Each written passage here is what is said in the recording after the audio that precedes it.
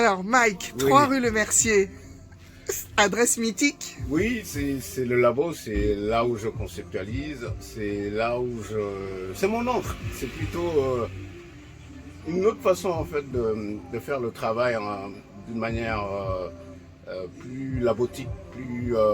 Si on travaille d'atelier, c'est toujours cette forme en fait de faire une recherche sur la matière et l'image qui doit venir se poser dessus. Et ça demande une grande réflexion, hein. Ça demande aussi une façon de projeter un esprit évidemment de créativité, d'avant-gardisme et autres, mais c'est aussi une façon de magnifier l'Afrique. Moi je suis toujours ancré dans cette belle philosophie de pouvoir donner à l'Afrique sa lettre de noblesse, cette grandeur.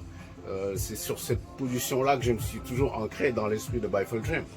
Et c'est une continuité. Je pense que on a plus que jamais besoin que l'Afrique soit présente ici à Paris. Ici, dans le 17e rue Le Mercier, au 3, c'est là où j'ai ma forge. C'est là où, en tant que fils de forgeron, je trouve un moyen de faire des alléages, de rassembler, d'assembler, de plutôt travailler sur l'image et surtout de mettre en fait ces couleurs, ces figures, ces symboles, ces messages un peu, tu vois, qui arrivent aussi à nous magnifier encore l'Afrique à travers le monde. C'est ça aussi qui est beau. Les dernières figures que tu as travaillées, on a vu, hein, Joséphine Baker, Oui. Quelles sont-elles? J'ai voulu rendre hommage à cette grande dame parce que je trouve qu'elle a beaucoup apporté pour l'humanité, hein. Son esprit d'universalité, je la rejoins sur ce concept de cette grandeur de pensée, et puis surtout, c'est une bagarreuse, elle s'est battue pour les droits civiques, pour les droits des Noirs dans le monde, et puis surtout, c'est une grande rassembleuse. Elle a amené à ce que la grande réflexion de pouvoir rassembler des cultures différentes. Et moi, je fais un peu cet esprit un peu du Human Tribe, d'amener à ce que les gens se côtoient et qu'ils travaillent ensemble. C'est aussi ça, le collectif Bifold Dream and the Human Tribe. C'est d'amener à ce que chacun puisse amener une pierre dans l'édifice et que ça nous renforce et ça amène une force de fond qui nous permet de traverser le temps. Depuis combien d'années tu réunis les gens ici à travers ta mode, tes créations qui font le tour du monde?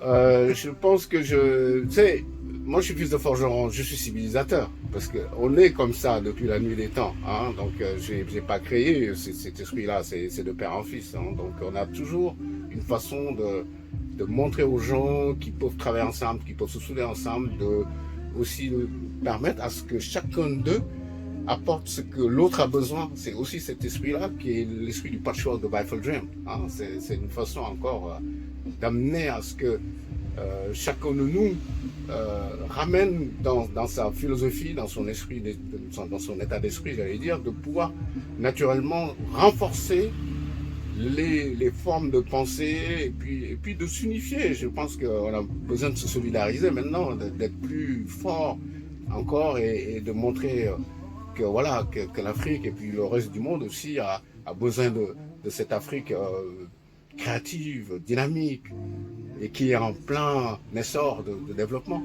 Et on fait partie de cette génération-là. Tu reviens d'un séjour formidable aux États-Unis, New York, Boston. Enfin, quelques mots là-dessus sur notamment cette Amérique que tu commences à bien connaître maintenant et qui apprécie ton travail. C'est une ouverture à travers le monde. C'est pour moi une nouvelle chance, c'est une nouvelle façon encore de présenter mon travail. C'est des gens sensibles qui ont vraiment apprécié mon art, qui ont apprécié ma créativité et qui me donnent une chance de pouvoir le développer comme je le souhaiterais. Et c'est sur ce plan-là que j'essaye d'être le plus, j'allais dire, pointu et surtout d'être très assidu dans ma façon de créer parce que je trouve que les Américains, ils ont compris en fait quel était l'art que j'essayais d'amener à faire comprendre et c'est sur cette tonalité-là que je suis en train de développer de New York à LA, en passant par évidemment Houston cette fois-ci avec un showroom qui va accueillir Bifold Dream, mais c'est surtout aussi des événements à venir dans les années qui se présentent. Mais il y a un grand rendez-vous que je prépare qui est 2023. qui est les 30 ans de Bifal Dream and the Human Tribe, pour ceux qui connaissent ce grand collectif qui a brassé des disciplines tellement diverses que on s'est même perdu à des moments. Aller vers le théâtre, vers le cinéma, vers la poésie, slam opéra. Le slam opéra, bien sûr. Mais on est en train de travailler sur un truc qui va sur un concept vraiment aussi bien riche en fusion de cultures différentes, de gens différents, de potentialités vraiment qui vont converger sur une forme d'expo vraiment dans un esprit toujours d'une totalité. Parce que c'est ça aussi, Bifal Dream, c'est de chacun puisse apporter ce que lui semble être le mieux pour soi et pour les autres. Donc on va encore rassembler tous ces créatifs innovants et qui ont encore des choses à dire pour montrer à Paris que ce concept, ce collectif de Bifal Dream est toujours aussi bien riche dans son ensemble, mais c'est aussi une façon en fait aussi de rendre un grand hommage à tous ces artistes avec qui j'ai collaboré depuis des années, que ce soit ici à New York, en Italie, à Luxembourg, à Dakar, à Abidjan, vraiment des pays où vraiment j'ai eu l'occasion de me poser pour montrer le travail de Bifal Dream. Et pour moi, c'est aussi ça la richesse. Vous savez, Bifal, c'est avant tout un esprit, c'est aussi la solidarité, c'est aussi avant tout aussi la personne qui met en place.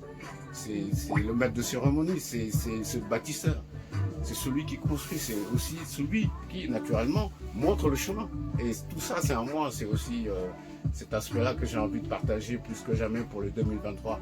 Les années qui vont venir, là, ça va être une année vraiment constructive pour le collectif Bifal Dream. Quel est le secret de ta longévité là? Ça, c'est pas moi qui l'a, c'est le bon Dieu, c'est l'énergie qui apporte ça.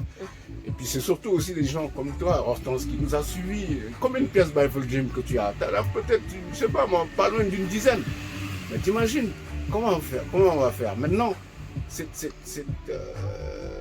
label de Bifal Dream a créé Mike Silla Couture, a créé Slam Opéra, Slamophonie, Afro Sapiens, Afro Politan Orchestra, le comptoir des arts du Sénégal et d'Afrique, je ne sais plus, je m'y perds. Là, on travaille sur le DSN TV, donc on va se poser à Dakar avec nos studios, on va commencer à faire la télévision et du cinéma. Vous voyez, c'est tous ces éléments-là qui sont importants pour moi, qui montrent qu'on ne va pas s'arrêter que dans la mode. La mode, c'est vraiment un vecteur sur lequel, sur la plateforme justement de Bifal Dream, ça va être un des éléments sur lesquels on va toujours s'appuyer pour pouvoir communiquer avec les autres. Mais les autres disciplines artistiques m'intéressent. Il y a la musique, il y a plusieurs albums que je n'ai même pas encore pu développer, masteriser et sortir, parce que je n'ai pas le temps. Ce n'est pas une question de temps.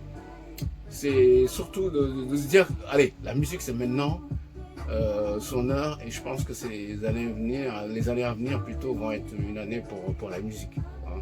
Dès que je me détacherai de tout ça, pour être beaucoup plus léger, la musique prendra sa place. Merci Mike. Bifal Dream. Yeah. Ça va, ça te plaît?